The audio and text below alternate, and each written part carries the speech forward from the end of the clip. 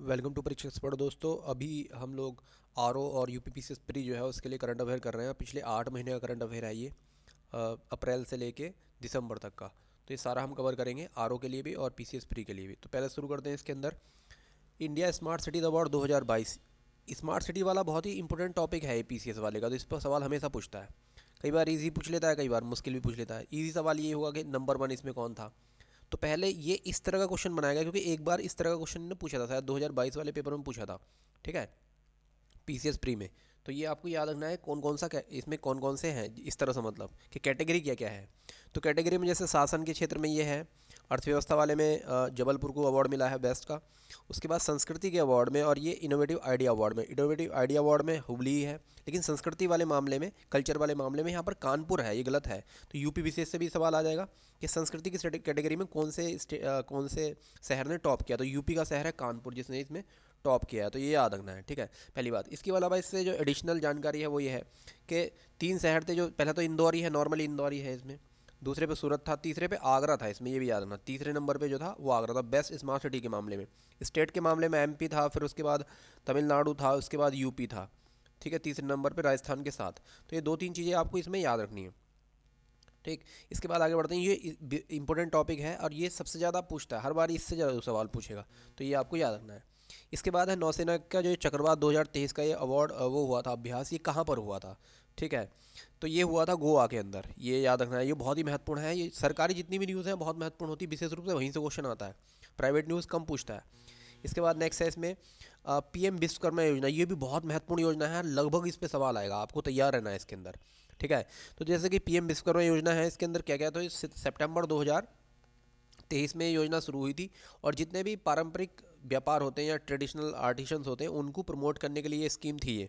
ठीक है, इसके अंदर कितने लोगों को, कितने तरह के रोज व्यापारों को सम्मिलित किया गया, तो 18 तरह का वह है। इसके अलावा इसमें 3 लाख रुपए तक का ब्याज मुक्त लोन नहीं है, ये ब्याज मुक्त नहीं है। 3 लाख तो है लेकिन ब्याज मुक्त नहीं है, इस पर 5% का ब्याज दिया जाता है, तो ये याद रखना है। एमएसएमई इसकी नोडल मिनिस्ट्री है जो इसको इफेक्टिव करेगी मतलब। इसके अलावा नेक्स्ट है इसमें 13,000 करोड़ रुपया इसके अंदर रखा है। 13,000 करोड़ रुपये यहाँ, ये 13,000 रुपये नहीं, 13,000 करोड़ रुपया है 5 वर्षों के लिए, 2023-24 से लेकर 27-28 तक ये योजना चलेगी, ये याद रखना। इसके अलावा 30 लाख लोगों को इसके अंदर जो है वो सम्मिलित करने का टारगेट है इन 5 सालों में। तो याद रखना है पीएम विश्वकर्मा योजना के बारे में, इस पर सवाल लगभग लगभग आएगा, तैयार है इस पर सवाल, तो इसमें छूटना नहीं चाहिए आपका इसमें सवाल। ठीक है, इसके बाद है आरबीआई द्वारा इसमें कौन सा ऐप लॉन्च नहीं हुआ है। तो उल्लास ऐप जो है ये मिनिस्ट्री ऑफ एजुकेशन का है। उद्गम पोर्टल भी लॉन्च इन्होंने किया है, अंतर्दृष्टि भी इन्होंने, और प्रभाव पोर्टल भी। और जैसे कि ये उद्गम पोर्टल है ये तो अनक्लेम्ड डिपॉजिट्स होते हैं उनके लिए है। अंतर्दृष्टि, ये आ सकता है एक सवाल कि अंतर्दृष्टि डैशबोर्ड जो है ये किसके लिए हुआ, तो ये जो फाइनेंशियल इंक्लूजन होता है, वित्तीय समावेशन के लिए ये स्पेशली किया गया है, तो ये ऐसे भी क्वेश्चन पूछ सकता है। प्रभाव पोर्टल भी इसी के लिए किया गया है, तो ये सारी चीज़ें आपको याद रखनी। ये नहीं है उल्लास पोर्टल, जो है मिनिस्ट्री ऑफ एजुकेशन का है ये उल्लास ऐप। ठीक है, इसके बाद आगे बढ़ते हैं। इकोनॉमिक्स के लिए नोबेल प्राइज़ जो है क्लाउडिया गोल्डन को इस बार दिया गया, सभी को पता होगा। ठीक, और काय के लिए दिया गया है, ये दिया गया है श्रम बाजार के अंदर, जो लेबर मार्केट होता है उसके अंदर महिलाओं की भागीदारी कितनी कितनी है इसके लिए। ठीक, इसके बाद पुश, अगर ये सवाल उल्टा करके बना देंगे, क्लाउडिया गोल्डन जो है वो कौन से नंबर की हैं, कितनी लोगों को और मिल चुका है इकोनॉमिक्स के लिए महिलाओं को, तो ये तीसरी महिला है। कौन सी महिला है ये, तीसरी। इससे पहले थी, सबसे पहले थी ओलिनार ऑस्ट्रॉम, फिर दूसरे नंबर पर थी क्लाउडिया सॉरी एलिनार एस्टर डफलो, दूसरे नंबर पे थे एस्टर डफलो, पहले पे थे ओलिनार ऑस्ट्रॉम, एस्टर डफलो, और तीसरे नंबर पे क्लाउडिया गोल्डन है। ठीक है, तो ये याद रखना, ये भी याद रखना है किस चीज़ से, किसके लिए इसको अवार्ड, मतलब किस चीज़ के लिए इसको ये नोबेल प्राइज़ दिया गया है। तो श्रम बाजार के अंदर, लेबर मार्केट के अंदर महिलाओं की भागीदारी, इसके लिए दिया गया है। ठीक, इसके बाद आगे बढ़ते हैं। इसके बाद है चंद्रयान, अपना चंद्रयान वेब पोर्टल किसने लॉन्च किया, ये भी काफ़ी बढ़िया सवाल है। ठीक है, अपना चंद्रयान वेब पोर्टल किसने लॉन्च किया, तो ये लॉन्च किया है शिक्षा मंत्रालय ने। ठीक है, ये याद रखना है आपको, धर्मेंद्र प्रधान ने याद किया था। कई बार ऐसे भी आ जाएगा कौन से मंत्री ने इसे लॉन्च किया, तो धर्मेंद्र प्रधान ने इसको लॉन्च किया है अपना चंद्रयान पोर्टल, और बच्चों को बताने के लिए कि चंद्रयान के अंदर जो है हमारी क्या क्या उपलब्धि रही उसके लिए ये है। ठीक है, इसके बाद आगे बढ़ते हैं। चंद्रयान 3 से संबंधित जो कथन है वो गलत कथन आपको इसमें देखना है, कौन सा गलत कथन है। ठीक है, तो पहला है प्रोजेक्ट डायरेक्टर कौन थे इसके, तो पी बिरामो मुथुलुएल थे, ये सही है। इसके बाद 23 अगस्त को ये लैंड किया था चंद्रमा के साउथ पोल पे। ठीक, 6:04 पे। दूसरा ये गलत है, यहाँ पर तिरंगा पॉइंट नहीं था, तिरंगा पॉइंट शिव शक्ति पॉइंट उसका नाम रखा। तिरंगा पॉइंट जो है वो चंद्रयान 2 का जहाँ क्रैश हुआ था वो उसका पॉइंट नाम रखा गया है। ठीक है, इसके अलावा 23 अगस्त को ये राष्ट्रीय अंतरिक्ष दिवस घोषित किया गया है इसी के लिए।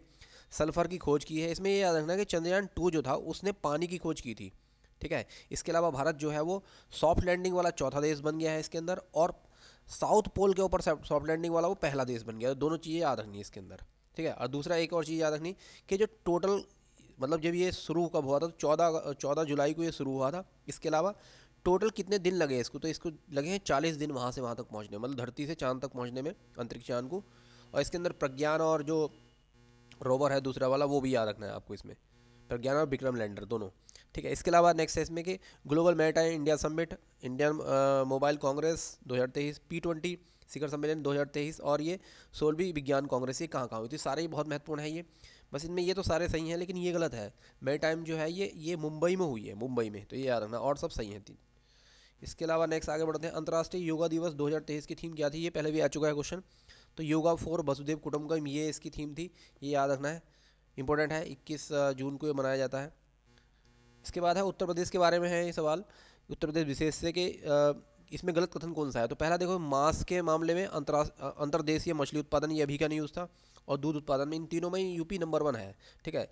इसके अलावा देश का जो टोटल क्षेत्रफल है उसमें 7.3% हिस्सा किसका है, यूपी का है। इसके अलावा एक बात और है कि चौथे नंबर पर है अगर हम लोग बात करें एरिया की, और वैसे अगर पॉपुलेशन की बात करें तो पहले नंबर पर है यूपी, ठीक। इसके अलावा कुल खाद्यान्न उत्पादन में यूपी की हिस्सेदारी 12% नहीं है, 20% के आसपास है, और 12% जो है हमारे पास कुल कृषि भूमि है, तो ये याद रखना, तो ये गलत है इसके अंदर, ठीक है। इसके अलावा जीडीपी जो है देश की, उसमें हिस्सेदारी कितनी है यूपी की, तो 8.15% थी जनवरी 2023 तक, और अभी जो नया आंकड़ा आया है उसके अनुसार 9.2% हो चुकी है। ध्यान रखना ये बात, ये अगले वाले शायद यूपीपीसीएस प्री जो होगा उसके अंदर आ सकती है 9.2 वाली बात। अभी वाले जो पेपर होगा आरओ का पेपर, उसके अंदर जो है वो 8.15 वाली ही बात आएगी, क्योंकि वो पेपर शायद अब बन चुका होगा, ठीक है। तो ये था आज का current affair. Thank you very much.